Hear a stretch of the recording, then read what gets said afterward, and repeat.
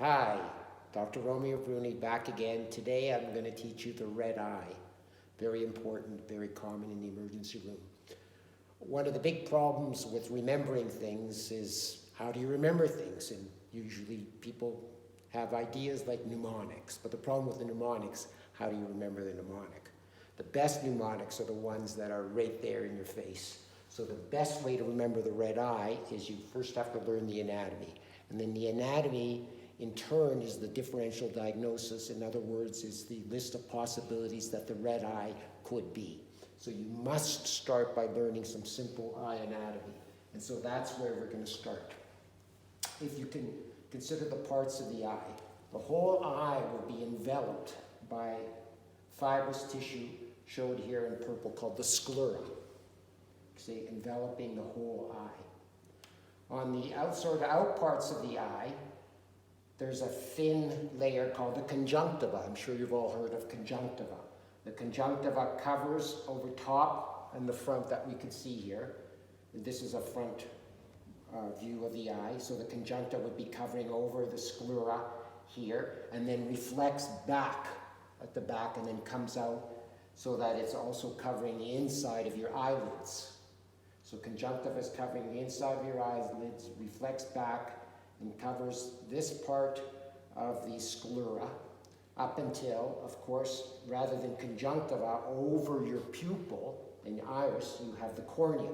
So the conjunctiva, if you will, becomes the cornea over top of your pupil. Of course, your pupil is really just a hole, right? Represented by the size that the iris, which is a sphincter muscle, the iris, which gives you the color of your eyes, is a sphincter muscle that can increase in size and get shrink to make your pupil of different sizes to control the amount of light that's penetrating. That's represented by this part here. So you have the iris, which is the sphincter muscle here, and then of course the hole in the center is what we call the pupil. Lying right behind the pupil is the lens that the light goes through. The lens helps to focus the light, and of course it goes through the stroma, and then your retina would be here at the back. So again, the important parts of the eye, the sclera, the conjunctiva that reflects back underneath your eyelid, the cornea over top of the pupil, which is really just a hole, so it's the iris, which is you can think of when you're thinking of the pupil, so the iris. And importantly, you can see that the sclera bends back here a bit, and between the iris, the front of the iris and the back of the iris, you actually have aqueous humor, it's called. It's a type of fluid that is manufactured in what we call the posterior chamber, which is back here, flows through the pupil and out, and comes in here, and is reabsorbed in this part. This area in here, this space is very important actually. It's called, this space here is called the anterior chamber because it's in front of the iris. The part behind the iris is called the posterior chamber. So aqueous humor, aqueous fluid flows and is manufactured in the posterior chamber, flows out, and it comes back and then is reabsorbed here. This is very important because this blockage, I'll just briefly mention here, this blockage here is what would cause glaucoma, because the fluid isn't being reabsorbed and starts to build up. So that's why it's important to keep that in mind, and that's why it's important to consider it one of the parts of the anatomy, the anterior chamber. So now that we know our anatomy, if someone tells you they have a red eye, well, what is the differential of the red eye? What could it be? Well, the differential of the red eye is all various parts of the eye can be inflamed and cause pain and suffering. So when you're thinking, what is the differential, you consider the different parts. If it's the sclera, it's called scleritis here. Of course, itis is just a general term meaning something is inflamed. Any part of the body that gets inflamed, it's, you know, the dermis and gets inflamed, it's dermatitis. So itis is just an indication that something's inflamed. You have to go back to the patient then and try to figure out, well, what's causing this inflammation. But the first part is, of course, to figure out where the inflammation is, because that's the diagnosis, and then you go back. So you consider all the parts of the eye. So if it's the sclera, that's the problem, then you have scleritis. If the cornea is involved, for some strange reason, rather than, we call it corneaitis, I guess it sounds weird, corneaitis. Any problem with the cornea is called keratitis. So keratitis is an inflammation of the cornea. Iris, inflammation of the iris is called iritis. The anterior chamber, if there's a blockage in the anterior chamber and the fluid can't get out, that causes glaucoma.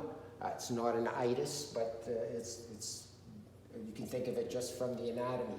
And of course, if it's the eyelashes out here that's inflamed, that's blepharitis. So the differential diagnosis of a red eye is you just think of the eye in the different parts. Is it a keratitis? Is it an iritis? Is it glaucoma? Is it a problem with the anterior chamber? Is it a scleritis? Is it a conjunctivitis? Or is it blepharitis? So fine, fancy names, but how do you distinguish between them? Like anything else in medicine, you have to look at the symptoms and the signs.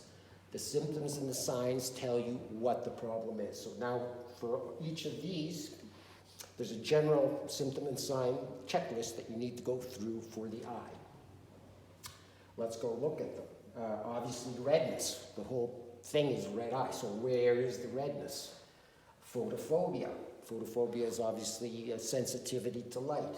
Pain. Is there pain or just a little bit of discomfort? Vision. Is the vision normal or is there vision loss? Discharge. Is there any discharge? Pupil. Size of the pupil is very important.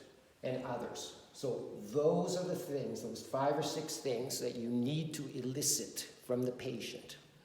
And then you fit them in, and it helps you, once you get all the pieces, it becomes self-evident which of those problems it is. So let's go through them. Look at this area here. You've got a few things that can be happening. You could have a problem with the cornea, keratitis. You can have a problem with the iris, iritis, or you can have glaucoma with an anterior chamber problem. In those areas, you've got a clear cornea. So what gets red if it's just the cornea? You usually don't see the cornea getting red. What gets red is that the blood vessels that feed the cornea originate to the cornea from right around the cornea. That's called the perilimbal area. It's the blood vessel, the area right around where the iris ends and the white of the eye begins. So any problem that's involving these 3, the redness will be perilimbal. So the redness won't be all out in here. If the problem is with the cornea or the iris or the anterior chamber, the redness will all be very, very close to the cornea. Just in here. Perilimbal injection, you would call that. As opposed to conjunctivitis or scleritis, most of the redness will be, out here. And in fact, if you look carefully, you will see that the area around the cornea won't be inflamed in conjunctivitis. In fact, it'll be white, and it'll look kind of weird because the rest of the eye will be really, really red. And you look at the area where you try to find inflammation of the cornea, and it won't be inflamed. In fact, it'll be very white. That's called perilimbal sparing. You get perilimbal sparing in conjunctivitis because that limbal area will not be inflamed. So again, so for keratitis, you'd have a decrease in the vision, no discharge, the pupil would be normal. In iritis, the inflammation would be perilimbal. The important thing in an iritis is that the pupil would be very small. That's your clue to iritis. Think of it because it's the iris that's inflamed and it controls the pupillary size. It goes into spasm. So the pupil on that side is going to be smaller as compared to the other pupil. You always compare pupils to see is one abnormal versus the others because the pupils should be equal and reactive. You hear doctors say that all the time. The pupils are equal and reactive to light. So for example, if it's glaucoma, your redness will be perilimbal. You'd have a little bit of photophobia. You'd have tons of pain because glaucoma is very painful. Of course, your vision would be decreased on that side because of glaucoma. There's all that pressure and you get corneal edema and whatnot. No discharge. And the pupil is big and fixed. So, in other words, it's not moving. And of course, I didn't mention in here, with glaucoma, you're going to get lots of nausea and vomiting. You can get a lot of pain. Let's skip down. Scleritis is relatively rare, important to diagnose. With scleritis, you're going to get inflammation more sort of the sides. They'll be maybe more localized, obviously no discharge. The other important one is conjunctivitis. Conjunctivitis, your redness or erythema is the technical term for redness. It would be more diffuse and inflamed. You, of course, get your perilimbal sparing with conjunctivitis. Photophobia, you shouldn't have much photophobia because conjunctivitis tends to be very mild, so you won't have photophobia. You'll hardly have any pain with conjunctivitis. Your vision will be normal. The big thing with conjunctivitis is discharge. You're going to get a lot of discharge with conjunctivitis, so that's your big clue to conjunctivitis is discharge. The pupil is going to be normal, and for other, it might be a little bit itchy. Blepharitis is inflammation around the margins. Obviously, that's the part that's going to be red. Your vision is going to be normal, etc. So the important takeaways from this are to remember the most common thing is conjunctivitis, but you need to consider a keratitis because it's very important to make that diagnosis if it exists because you need to treat that. Iritis, very important to make a diagnosis. It needs to go to the ophthalmologist. Just to go a little bit more detail into a couple of these, keratitis. With the keratitis, that means that the cornea is inflamed. To be more exact about that, what you would get done in the emergency room is put a little drop of fluorescein in the eye, and then you look at the eye under the slit lamp under fluorescein, and you will see a certain pattern on the cornea, which will help you determine what is causing this inflammation. Because keratitis is so important, I think we need to maybe just go into a little bit more detail and look at some of those patterns that you would find. If you put a drop of fluorescein in the eye and then look at the cornea under a cobalt blue light, and you see little dots all over the place, little dots, that's called a punctate keratitis. A punctate keratitis is basically how the cornea reacts to inflammation. It, along with limbal injection, tells you that the cornea is inflamed. So anything that will inflame the cornea can cause a punctate keratitis. Important things that can cause inflammation in many of these, for example, conjunctivitis, iritis, and keratitis, can all be from infection. When you're thinking infection, you always have to consider the big four, the virus, bacteria, fungus, and parasites. All four of them can give you different infections of the cornea. Of course, anything to do with the cornea, first thing to think of is contact lenses. If the patient is wearing contact lenses, it can lead to all sorts of infections and overuse patterns and dryness patterns, which might show up as a punctate keratitis. A beautiful thing to see in emergency medicine is if you put a fluorescein drop in the eye and the corneal pattern you pick up is this sort of dendritic pattern. And this dendritic pattern is indicative of herpes simplex keratitis. So that's herpes simplex, the virus. Very important to diagnose that because it can rapidly get worse. Very important not to put steroids in that eye. It could rapidly progress and needs ophthalmological referral because it needs specific antiviral treatments. Obviously, if you look at the cornea, you might see a little thing. Well, it's foreign body. Very common to get a foreign body embedded in the cornea. Very commonly, it's a piece of metal, a piece of hot metal that a welder's working on or something goes in and gets embedded. You have to freeze the eye and just take that out with a little needle. If you put a fluorescein in the eye and you see that sort of kind of pattern, sort of like a scratchy pattern in a more vertical orientation, that is indicative of a subtarsal foreign body. That means that there's a foreign body caught in your eye, but it's up underneath the eyelid.